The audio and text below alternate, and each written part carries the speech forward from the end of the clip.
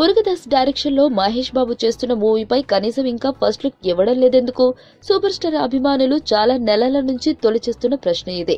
దీనికి కారణం ఇంకా టైటిల్ విషయంలో ఓ క్లారిటీ రాలేదని సంగతి గతంలోనే చెప్పేసుకున్నాం. ఇప్పుడు ఆ ఒక్క అడ్డంకి తొలగిపోయిందని ఫిక్స్ అయిపోవచ్చు.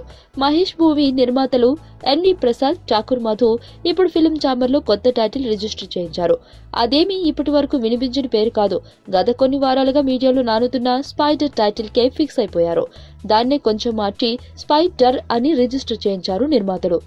ఒక్క తెలుగు భాషలోనే కాదు, మలయాళంలో, హిందీ భాషలకు కూడా స్పైడర్ టైటిల్ రిజిస్ట్రేషన్ చేయించడంతో ఇదే టైటిల్ ని ఖాయం చేసినట్లుగా భావించవచ్చు. ఇక అధికారికంగా ప్రకటించడం ఒక్కటే పెండింగ్.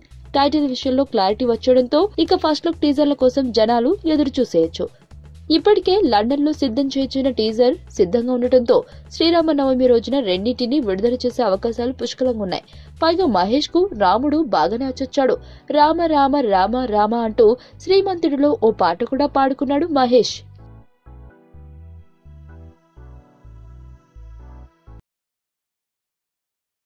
సుబ్బు, నీకు తెలుసా, నాకు ఎర్లీ మార్నింగ్ ఒక కల వచ్చింది.